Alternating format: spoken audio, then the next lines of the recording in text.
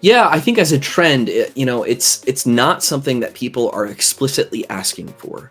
So people that are not Christians are not going, what is the historical evidence for the Christian faith? That's pretty rare that people are doing that. But I think this is important because I often sort of cringe when I hear people say, we just need to talk about whatever's relevant to people. And I'm going, yes, we do need to talk about what's relevant to people, the questions that people are asking.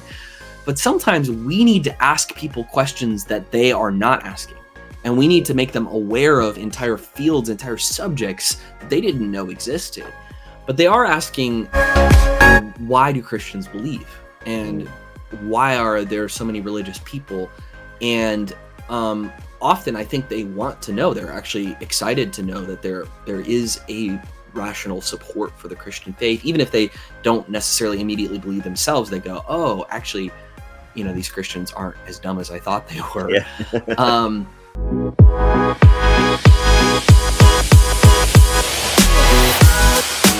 Good evening and welcome back to another episode on Relentless Pursuit of Purpose, where our goal is to help you enter into a confirmed, confident, and eternal relationship with the source of all life and purpose.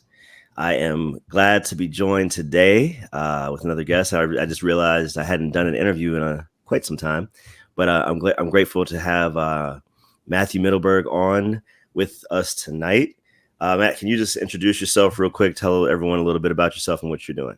Yeah, Alex, thanks so much for having me on the show tonight. It's great to be with you. I'm the director of content and a speaker for Apologetics, Inc., and I've been in that role for about a year now, and just love getting to work with my colleagues, Mike Sherrard, Alicia Wood, Megan Allman, and to be a part of that team. And we are a ministry that is dedicated to helping people to be captivated by Christianity, to demonstrate the truth, beauty, and goodness of the gospel, and that's what we do.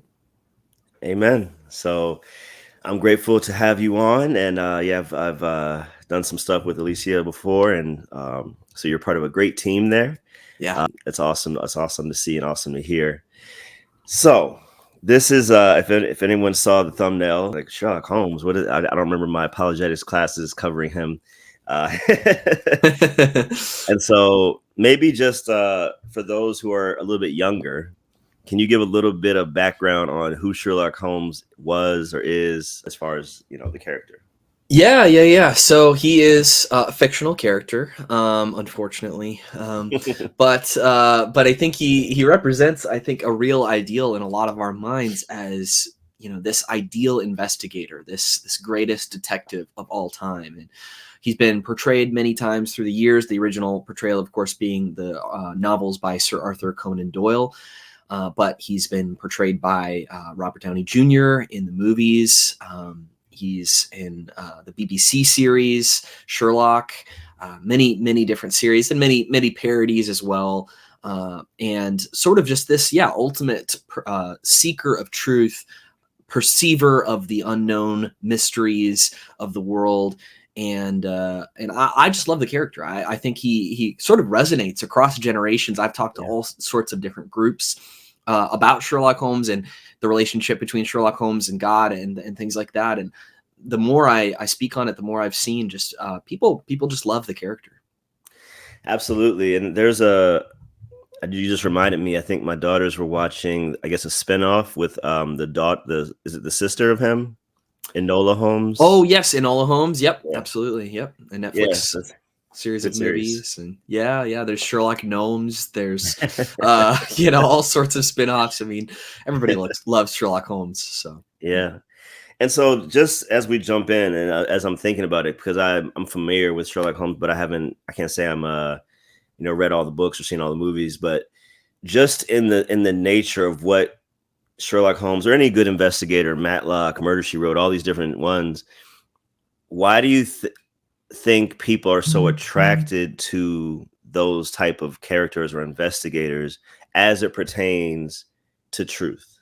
Yeah, I think it's because they are perceptive. They see past the surface. They see past the mirage, and they are intelligent enough and perceptive enough know the truth despite deception.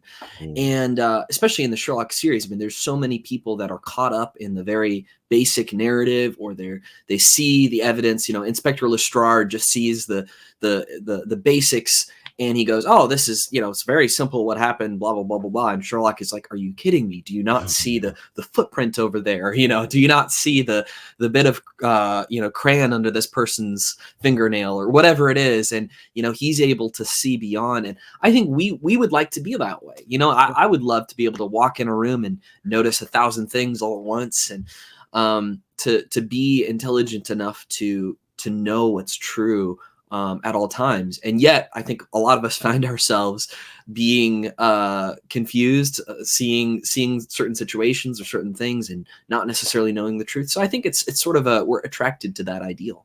Yeah, I totally agree. That's kind of what I was thinking, is that people want to know the correct answer, quote unquote, to every question or the test or whatever it is. And I've never been on jury duty for a major trial, but you know, I'm guessing there's some doubt in some of these trials where the jury is like, I hope we did the right thing. Yeah. And so we want certainty as much as possible, I think, as humans. Yeah, Absolutely. Well, and that's sort of why I kind of chose Sherlock as when I talk about the evidence for the resurrection, because I wanted to say, what would the greatest detective of all time do, and what would he find if you were to investigate his faith?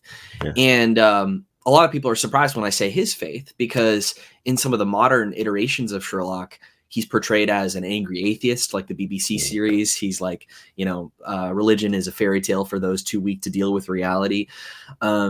But in the books, he was portrayed originally as a Christian, someone who had real faith, who was willing to even argue for God's existence based off of the abundance of beauty in the world. And so he actually is portrayed as a person of faith. And it kind of says more about us than it does about Sherlock, how we portray him, I think. Yeah, that's very well said. Well, I was watching a talk you had given at another organization, just leading up to this, just preparing, and you know, Gary Habermas is obviously known for a lot of those minimal facts. But I wanted to see if you could just, because the way you said the four, I thought it was really interesting how you said it. So could you kind of walk us through those four minimal facts and why those constitute good pieces of evidence that we can look at for the resurrection? Sure. Yeah. So I think, just to take a step back and say what are the minimal facts. These are facts that are agreed to by the vast majority of historians, regardless of their religious background, regardless of their political background. So you've got Christian historians, atheist historians, agnostic historians, Jewish historians that'll agree to a large number of facts about Jesus. And it's difficult to even kind of narrow it down. But some of the most relevant facts are these four facts: that Jesus was dead on the cross, his body was gone from the tomb, he was seen by the apostles, and that this was reported within the lifetime of the eyewitnesses. And you have, different, of course, interpretations of those facts amongst those historians. So, for example, he was seen by the apostles. A skeptical historian will go, yeah, he was seen, but, it wasn't a veridical appearance. He didn't actually rise from the dead. It was some sort of mass hallucination. But then there are very big problems with an idea of a mass hallucination, namely being those don't happen. And so, these four facts are actually very powerful reasons to believe that Jesus actually rose from the dead. These are facts that are agreed to by these historians for good reasons. We have really good historical reasons to believe in each of them.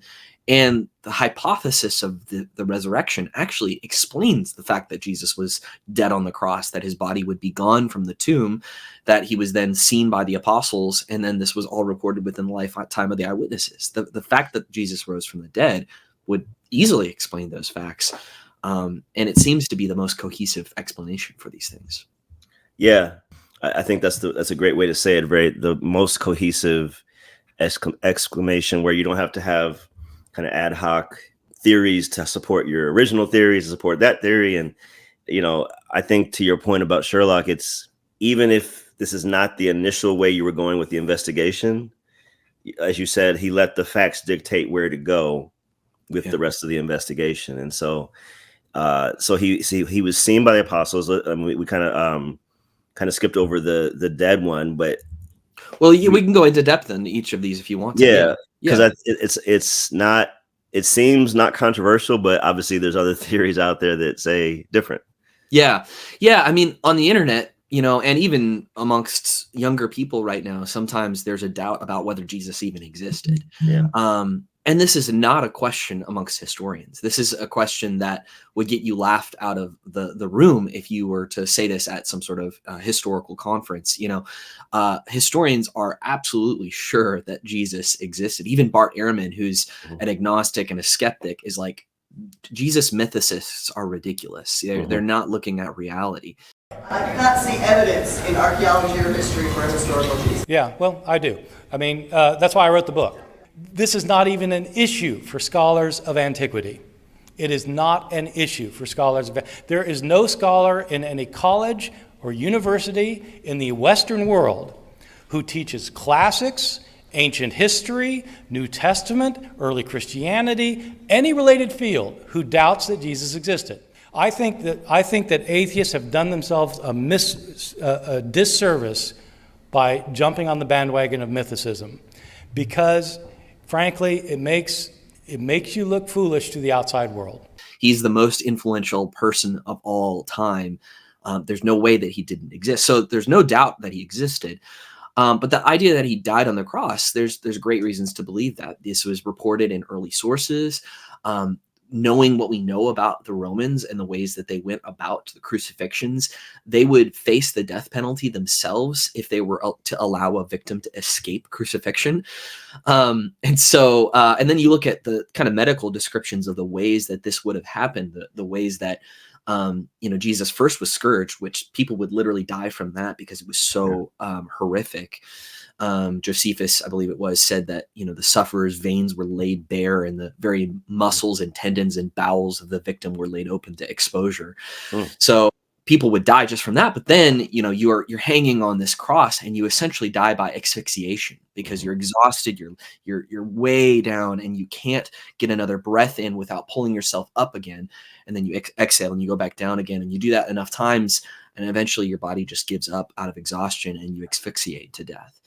So we have great historical reasons to believe that Jesus was dead on the cross. Absolutely.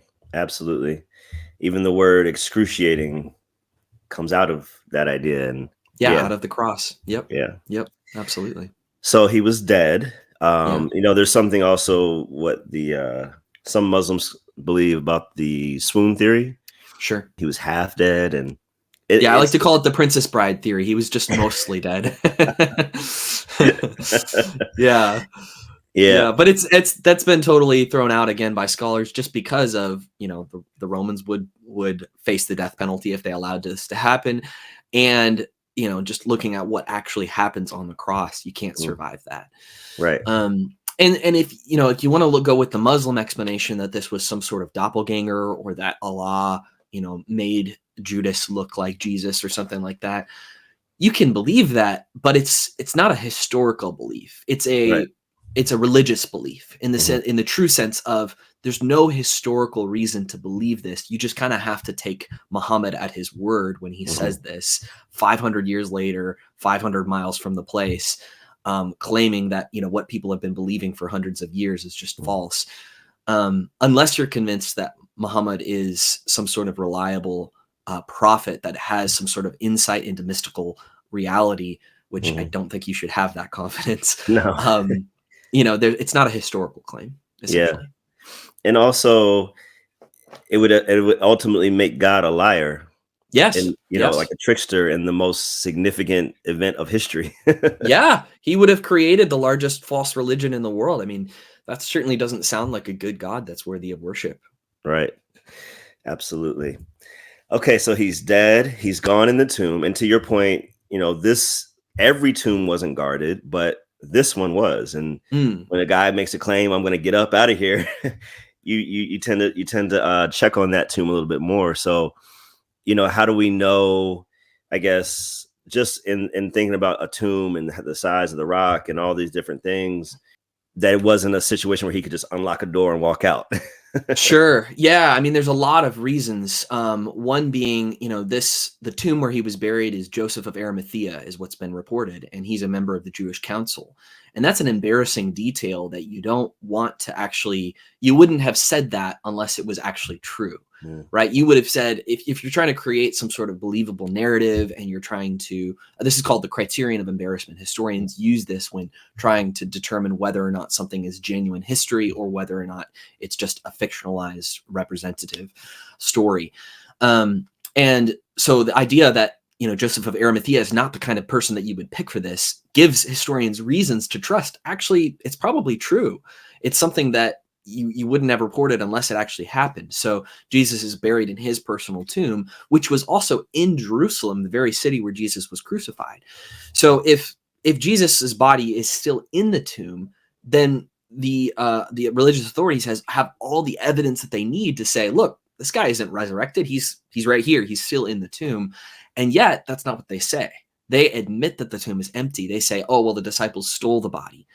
But they don't say, oh, no, he wasn't buried in the first place, or no, he was thrown into a mass grave or something like that. No, they say, no, he was buried, but now he's not there anymore, which is, it's an admission. It's kind of a damaging admission. Yes. It's kind of like somebody asks you what happened at the party, there's a fight or something, and you say, I wasn't there, but I saw this person do the XYZ. Yeah. Like, Yeah. well, Yeah. Yeah. Well, yeah, I like to give the example of like, somebody's on a murder trial and it's like, well, the only reason I murdered them is that they wouldn't stop taunting me. Right. It's like, well, okay, you've just given an admission with a bad explanation. Yeah. And it's the same way with the disciples stealing the body. That's an admission that the body's gone with a very bad explanation, which we can get to more later. Yeah. And then it also obviously doesn't explain why their faith grew after the tomb was empty. Yeah. Well, and that gets right into the third fact that let's go Jesus was seen by the apostles. And part of the reason that even skeptical historians are convinced of this is that they were willing to die for their belief that he had risen from the dead. Yeah. And you're not willing to do that unless you're actually convinced that this isn't some guy that's like stumbled out of the grave, half alive, half dead, barely clinging to life. No, he's resurrected fully, just like he said he would. And it also shows that they couldn't have been lying. They couldn't have been the ones that stole the body from the grave or something like that, because no one's willing to die for something that they know is a lie. Right. Which is, I think, really powerful evidence. That's very powerful. Actually, can you elaborate a little bit more? Because I know the normal response or comment we're going to get, what about these other people who died for their religion? Sure. And you made a really good point in the video I was watching, but just elaborate on that for everybody. Yeah. Just the idea that somebody would die for their faith doesn't mean that it's true, right? We have people that die for all sorts of religious causes today. You've got martyrs, you've got suicide bombers who are willing to die for something that they hope will go on, or they hope will be true. They hope they'll receive reward in the afterlife. But the disciples were in a unique position of knowing whether or not Jesus actually appeared to them, actually ate meals with them, actually offered his body to be touched and to be felt, and to realize that, no, he was literally, physically, bodily resurrected in a glorified body, never to die again. And so I think there's a massive difference between, people that die in the hope of a reward today versus the disciples who claimed to literally see Jesus risen from the dead and are willing to die for that. Yeah. Well said. Okay, so a few other pieces of evidence that we can kind of grasp, not necessarily just for the resurrection, but for the whole worldview. And we'll talk about worldview in a second. Sure. Design, we big word teleology, which just means design or direction. And so that connects to purpose. Obviously, my channel is Relentless Pursuit of Purpose, because that is my focus. That, we talk about in naturalism that there's grounding problems for pretty much everything. You can't ground truth or morality or purpose or meaning. But as you said it with the resurrection, like the resurrection account explains the evidence, all of it. So how can people get to the idea of purpose and meaning based on that different starting point of their worldview? Yeah. I think this is really important, because I think some people approach the resurrection with the assumption that what we're saying is, all of these other times, people have died and they didn't resurrect. And, for some reason, this time it happened. And they go, what are the odds that this time it happened when, all of these other times and it didn't happen? And it's like, well, that's not what we're saying. We're not saying that there was some sort of random occurrence, some sort of variability in the probability. No, what we're saying is that the God of the universe that has been revealing himself throughout time, who has been prophesying, who has this chosen people, who has been showing signs and wonders, and has been promising to redeem his people, to create a way for us to be reconciled with God. And then that God comes in human flesh, and then he does all of these miracles to validate his claims, to show that he is who he claimed to be. He is, the greatest moral teacher of all time. Most people agree with that. And then it's that guy that says, I'm going to die and rise from the dead. And when you realize that, when you sort of put yourself in the shoes of Christians and people who understand who Jesus is and what he's really claiming, you realize we're not claiming something improbable. We're claiming something extremely probable. We're claiming that if God were going to have this salvation strategy, that he would be able to accomplish it. And if God has created the universe, if he's designed the universe, if he's done all of these things, then a resurrection is no huge feat for him. He is the creator of all things. He designed life. He's designed these things. And so he's able to accomplish this. Absolutely. Somebody said the greatest miracle in the Bible is the first verse, I think. So after that, everything's easy. Yeah. Well, and someone else said that, we all believe in a virgin birth, right? It's either the virgin birth of Christ or, and all it being, maybe reduction to either atheists or Christians, but atheists believe in the virgin birth of the universe, right? They believe that the universe came from nowhere for no reason, with no design and no purpose and no intentionality. And yet for some reason, for some incalculable odd, we got lucky. And we got not only lucky enough to have a life-permitting universe, but a life-creating and a life-sustaining universe. And we get lucky every single day that we're not hit by an asteroid and completely destroyed.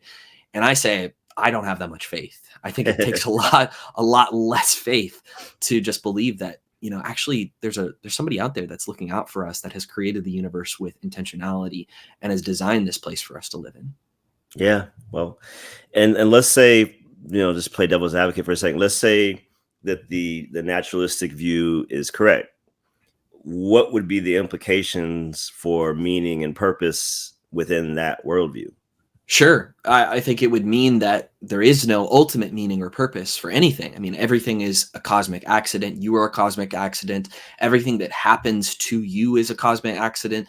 The very thoughts in your brain are predetermined by the laws of physics and chemistry. And so you're not able to do anything but what has been predetermined by the past history of the universe. And so any sort of even ability to create meaning goes away, because you can't even freely make decisions to do anything. You're just like a billiard ball that's been moving through the universe and is about to hit the next one. And it's not a worldview that I would want to promote or would be excited to tell others about. And actually, I talk about this in one of my YouTube videos, that I talk about, Richard Dawkins' most quoted or most famous claim is that the universe is exactly the one that we should expect, given that there is no design, no purpose, no meaning, no God, no good or evil, just blind, pitiless indifference. And I go, Richard, like, what universe are you looking at? Like, that's not what the universe looks like, right? All of us feel this sense of purpose, this sense of meaning, this sense of destiny, this sense of my life has value. And we look at the universe and we see design, we see good and evil, we see these moral responsibilities, we see all of these things. And if you want to claim that atheism is true, even given all of that, fine, you can argue that. But to say that the world actually looks like the one that atheism would predict, I think that's kind of a crazy claim, honestly. Yeah. It's kind of reasoning from the end, right? To justify the proposition, I guess. And one of my mentors, Frank Turek, has a book, Stealing from God, Why Atheists Need God to Make Their Case, which is kind of looking at those different factors and saying, yes, you can affirm these and they're real and they're good, but you don't have a right to say this based on your worldview, I should say. You had actually, as we talk about Dawkins, I don't know if I sent this to you earlier, but you had said something that it's like a man that puts on a blindfold and then complains that he can't see. Yes. Yes. Just elaborate on that for everybody, because that was really good. Well, yeah. So, I mean, Dawkins himself has said in an interview with, I think it was Peter Boghossian, he said, I don't know what kind of evidence would convince me that God would exist. He said, in principle, I've always said that I'm willing to follow the evidence wherever it leads, and a scientist ought to be willing to follow the evidence wherever it leads. But he's like, I can't even imagine, even if God had this booming voice from heaven and told me that he was real, I would, think that it's a David Copperfield trick instead. And to me, I just go, wow, he's really making a startling admission here, which is it's less about the evidence for him and for many people, and more about what they want to be true. And it seems to me that he's not willing to consider the evidence. He's not really open to the evidence. He's not really following wherever it leads. He's putting blinders on, and then he's saying, all right, impress me with whatever claims and arguments and evidences you want to make. But no matter what it is, literally, if God personally appeared to him, he's like, I probably still wouldn't believe. I just think it's a hallucination or something like that. And that, to me, I think is not it's not an open mind. I don't think it's a Sherlockian mindset, right? I think Sherlock would follow the evidence wherever it leads. Absolutely. Be like Sherlock, everybody. Yes, absolutely. Let me just say too, if you are one of those people that doesn't want Christianity to be true, I think you need to deal with that first before you look at the evidence, before you examine the reasons to be confident and all of that. I think you first need to ask the question, why do I not want there to be a God? And it could be something like a moral thing, like you don't want there to be a moral authority of your life. It could be that you believe that God is evil or that Christianity is evil. And so I want you to actually investigate those things. And one of the best places to start is to actually ask, what do Christians actually believe? Not what have people told me, what have I grown up with, because there's a lot of misconceptions out there about what Christians actually believe about God. Right. And there's no better place to start than the Gospels. Read the Gospels, read the Gospel of John, look at the words of Jesus and what he actually says, and evaluate those, not what people have told you about faith.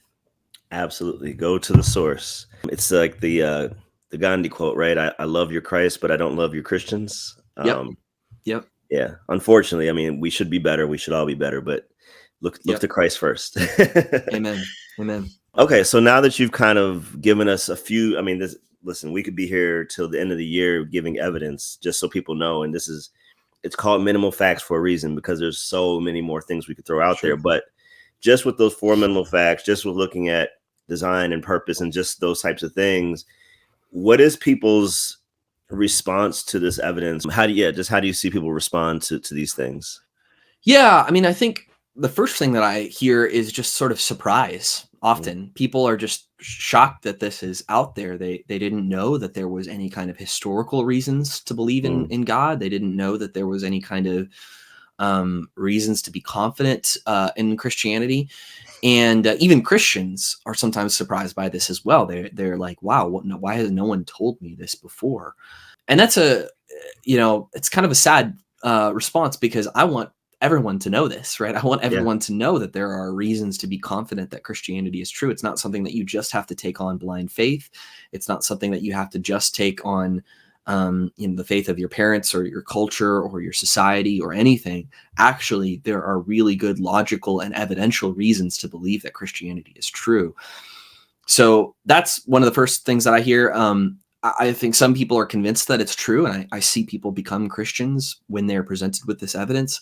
Probably most common, I see people sort of delay the response to the evidence and just go, wow, this is interesting, but I don't really know what to do with it. And so they kind of just say, I don't know what to do with it. I'm going to put it off for now, or maybe I'll look into it more, but I don't want to, make a decision right off of that, which can be a fine thing to do, when you've never been presented with evidence before, to say, you know what, I need to look into this more.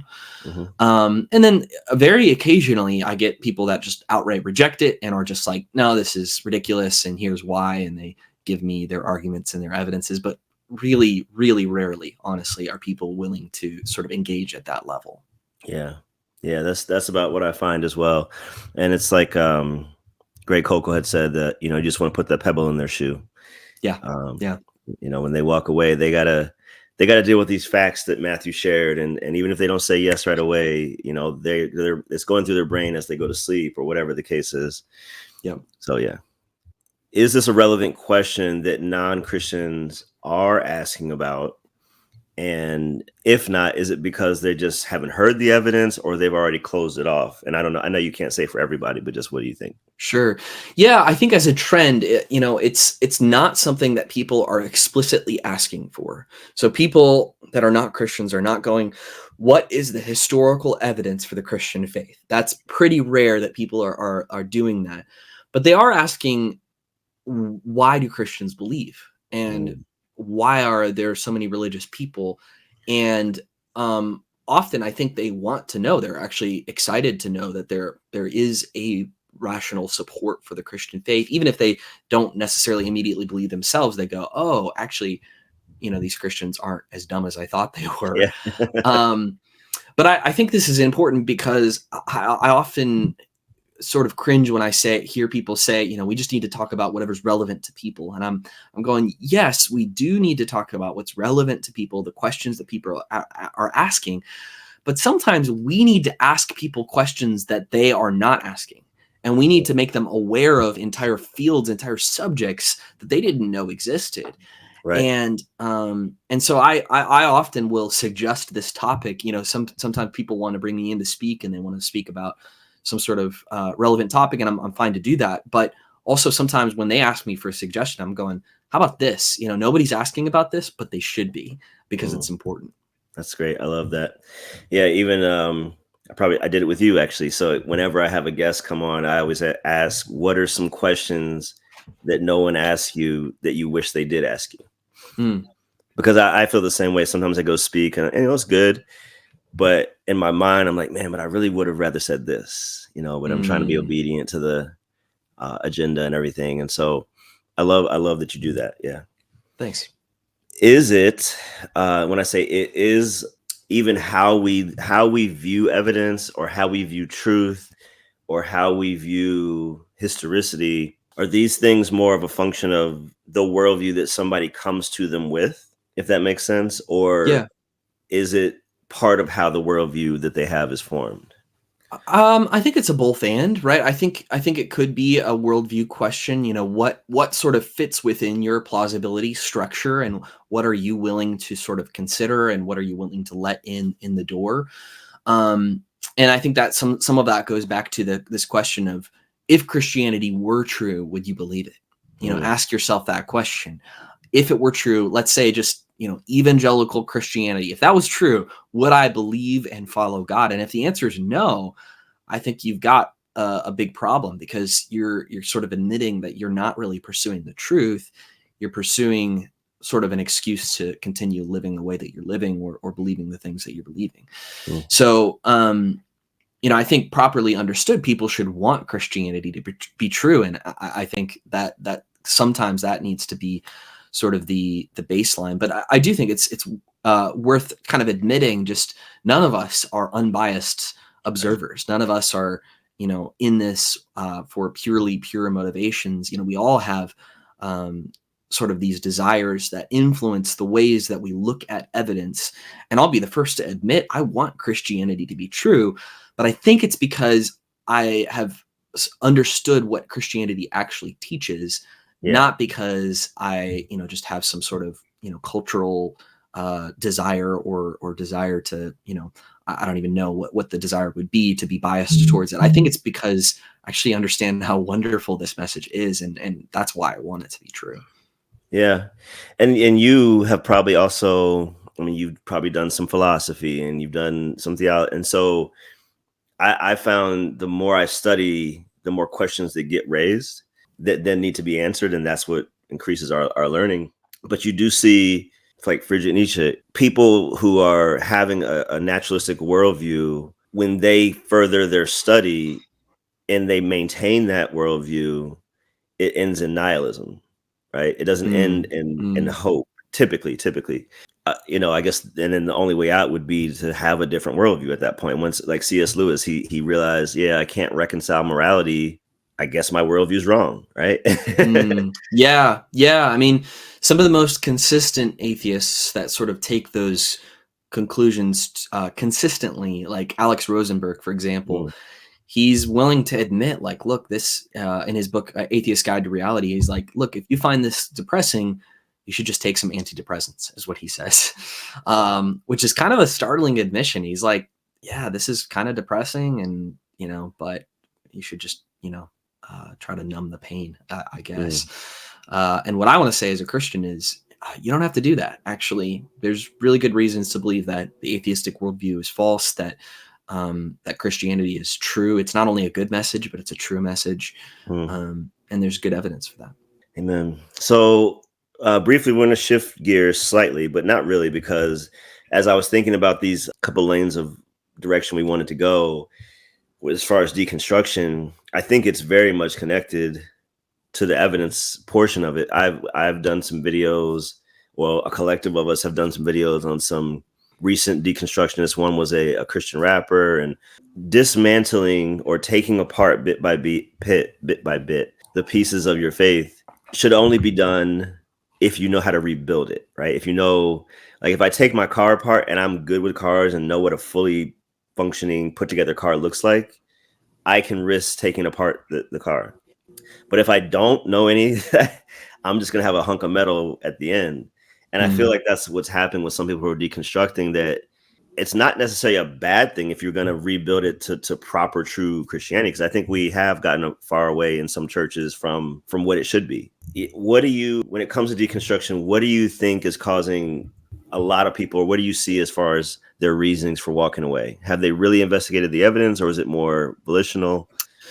Yeah, I mean, it's a big mix. It's hard to sum it all up in one. I do think, Elisa Childers is somebody that I look to for a lot of wisdom on this subject. She's written a lot of books on progressive Christianity and deconstruction. And in her latest book with Tim Barnett, The Deconstruction of Christianity, she defines deconstruction as a postmodern process of examining the beliefs you grew up with without the Bible as a guide, I believe, is the way that she sort of defines it. So she's sort of explicitly categorizing it in a negative way, which I tend to sort of agree with her on that. I think that's kind of what we are mostly talking about when we talk about deconstruction. There are people who sort of use it as a term just to mean I'm evaluating whether or not my beliefs are biblical. But I would call that sort of just discernment. It's just looking at your beliefs. Sometimes it's belief revision. And I think we all ought to do that as we grow older, as we grow wiser, as we learn more scripture, as we understand theology better. We ought to say, does this belief align with scripture? Does this belief make sense? Let me examine those. Let me bring those out into the light. But it seems like the deconstruction process, what that does instead is let me tear down the things that I find to be harmful personally, that I find to be offensive, things that bother me. Let me just get rid of those. Let me throw them out. And that it's inherently not a process that's primarily concerned with truth. It's a process that is primarily concerned with aligning what you believe to what you feel. And so I call it the reversed process of truth.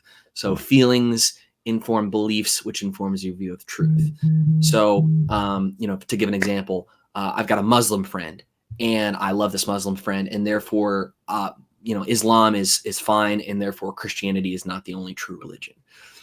Feelings inform beliefs, inform your view of truth, as opposed to, I think the right way of viewing things is actually, let me first figure out what's true, and if God's word is what's true, then let me obey and follow that, and then let that inform what I believe, and let what I believe inform my view of truth, and inform my feelings. And so, let's say, for example, that example of I love my Muslim neighbor, that feeling is good, right? That feeling doesn't go away. That feeling is real.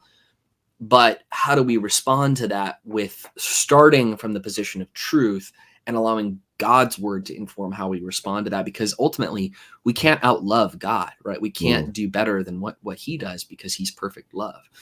So I think a lot of it comes from this kind of postmodern process of just evaluating things based on our feelings and just kind of evaluating things on that and going through this reverse process of truth. Yeah, I love that. I haven't thought about it that way. It's the reverse process of determining. Yeah, I think that's really good. Cool. Gotta use that. Yeah, go for it. Well, okay, so let's tie deconstruction back to Sherlock. So how can Sherlock Holmes help deconstructing go well when and if it does? And maybe it's not always something somebody should do. How can people learn to ask the correct questions when and if they are questioning their faith? Yeah, well, I think Sherlock is a great model for us because he is concerned with just the facts. He's like, just the facts. That's what I want. He's like, I have no data yet. It's a capital mistake to theorize before one has data. Insensibly, one begins to twist facts to suit theories instead of theories to suit facts. So he's like, look, we got to start with the data. We got to start with the information. We got to start with the truth. And then we shape our theories. We shape our beliefs based on the truth. And so I think that's a great role model for us when we go about believing about God, when we go about understanding reality, to say, I'm going to do the hard work to try to follow the truth wherever it leads, and to investigate and to find the data, and not to throw out our emotions. I think the BBC series has him basically, he's just has no emotions. He's just kind of a ruthless truth machine. But that's not really how he is in the other portrayals. And it's not actually, I think it's not actually the best, most accurate portrayal of what Sherlock would be, because emotions have real value, right? They tell us something. They're one of my professors at PBA for my master's program in philosophy of religion, Dr. Ryan Mullins. He says he defines feelings as felt evaluations of a situation. And so they're felt. There's a feeling component to it, but they're also evaluations. They're sort of rational conclusions based on a situation. And so your feelings are valuable. You shouldn't absolutely throw those out. And yet feelings can be rational or irrational, and they can be truth-centered or not truth-centered, right? So I can be afraid of a spider. I can be deathly afraid. I can run out of the room. And that's, irrational for several reasons. It's wrong in the intensity of the response. It's actually wrong usually in the response itself, because, there's actually no danger posed to me by this spider. And let's say that, it's not actually a spider. It's like a piece of fuzz or something like that. It's not even factual that it's a spider at all. And so, my feelings can be irrational in response to the moment. And what determines whether or not the rational is not the feelings themselves, it's actually whether or not the feelings match the facts. So feelings are valuable, they're indicators, but we ought to allow truth to guide our steps primarily. Yeah, I'm debating if I go down this road, because there's so many present day realities connected to what you just said.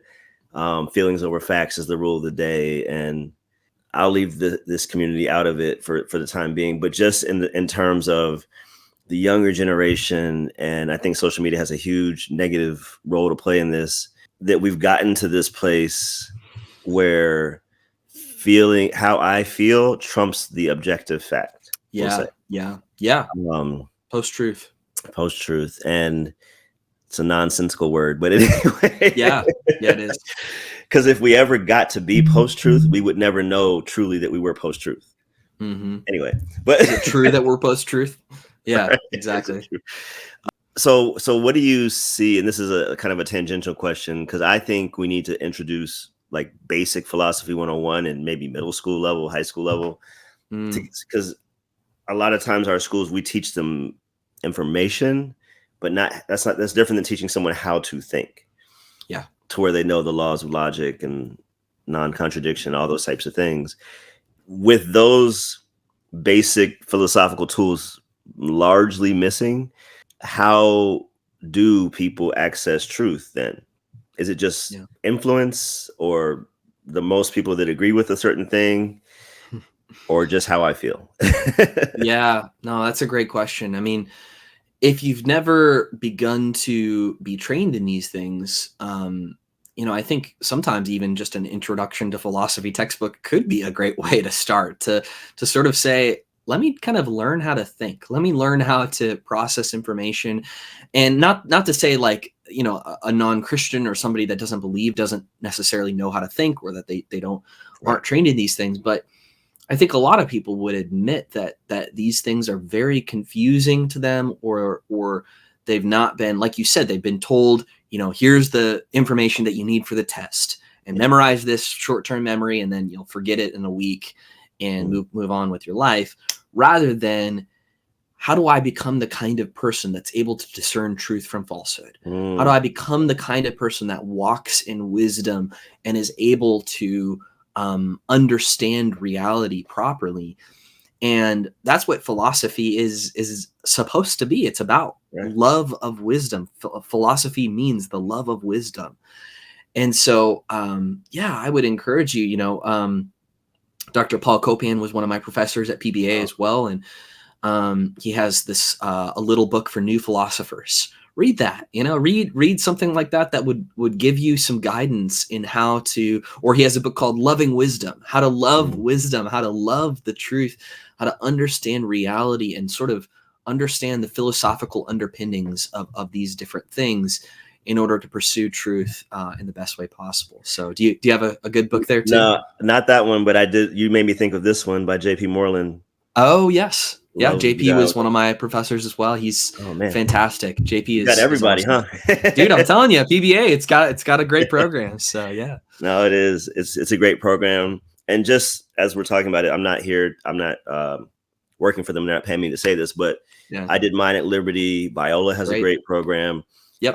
Gary Habermas is one of my professors. It's like, so if anybody, and a lot of these have distance learning, because I did mine distance. So if you really do want to kind of take this to the next level, and get a degree in some of these things, you can go visit some of those places as well. So I just want to encourage everybody, continue to learn. I agree.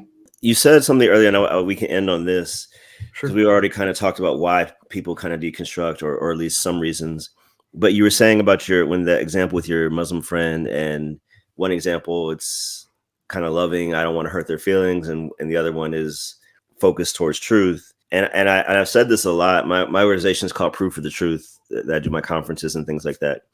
And it's a bit of a misnomer because we're not proving anything. But I say love and truth cannot be divorced from each other, or should not be divorced from each other. And so in our feeling heavy society, if it feels unloving when you tell me the truth, then you are unloving and you don't love me. That's the perception, right? It's false. But I have kids. The most loving thing I can do is tell them the truth. Yeah. Especially when it's about stuff that could harm them in the future if they don't learn this truth. So just what do you think about that concept of love and truth and feelings going hand in hand? Yeah, no, I think that's really, really wise. And I think, I've heard that phrase that people don't care how much you know until they know that you care. Yeah. And we have to do this in grace and love, right? And, First Peter 3:15 says gentleness and respect. That's the way we ought to defend the faith. And I'm grateful that I see that modeled so often with so many different apologists that are willing to not respond in anger, not respond in kind when people shout them down or are arguing against them, but are willing to sort of respond in love to people who are sometimes difficult to love. And that's the way that we ought to do that, because that's the way that Jesus did it, right? He was, as Dallas Willard's book talks about, he has this allure of gentleness about him. Or as Dane Ortland's book says, he's gentle and lowly. And that's how he described himself, gentle and lowly. And I think that's, we ought to be strong. We ought to be defenders of the truth. We ought to stand up firm for what we believe in, and be willing to stand up in a culture that says that there is no God, or says that Christian morality is outdated. And we ought to be willing to advocate for that, but to also remember that our primary goal is to persuade people, and to Paul says, knowing the fear of the Lord, we persuade outsiders. And that's our goal as Christians. Is we're not out here to win a debate. We're not out here to destroy people. We're out here to love them by helping people to see the truth. And if people have this reversed epistemology, if they're coming at things from this backwards way of thinking, I say, number one, we can try to help them to see that it is backwards. We can try to help them to kind of shift that and to move the other way. But also there is value at approaching things from a back door, I think, sometimes. And even the beauty of art and the beauty of story can sort of, C.S. Lewis talked about these watchful dragons that are sort of in our souls trying to guard against those things. And beauty sort of gets past them and it gets to the heart of the matter. And when people see the beauty of Christianity, they see the beauty of Jesus's love for people and how much he was willing to actually go through in order to die for them. I think sometimes they are persuaded through that means instead of through some sort of purely rational approach. And I think that's a perfectly good thing. I could not agree more. That is my heartbeat. I think relational apologetics is the best way. It's not always feasible. I know we fly in, we speak, we leave. That's just the nature of what it is. But if possible, you're in relationship with somebody in your life and they don't know Jesus, and just over time, just keep dropping that truth. Amen. All right. So thank you so much, Matthew. What are you working on? Is there anything we should be looking out for coming up? Sure. Yeah, you can check out Apologetics Inc. Our website is apologetics.org. And then also I have a YouTube channel, which is at Matthew V. Mitt. And I'm sure we can link that in the description as well. But yeah, that's what we've got going on. Depending on when this is coming out, we also have this pro-life initiative with Apologetics Inc. on our webpage, which is apologetics.org/pro-life. Where you can see we're especially with the upcoming election trying to stop some of these amendments that are essentially legalizing abortion unrestricted, telling people to vote no on Amendment 4 in Florida and in other states as well. So that's what we've got going on. Well, I appreciate it. And thank you for doing that. Thank you for the work you guys are doing. I know it's not easy, but it's very important. So thank you. Thank you so much, Alex. Yes, sir. All right, you all. I appreciate you tuning in. And until next time, peace.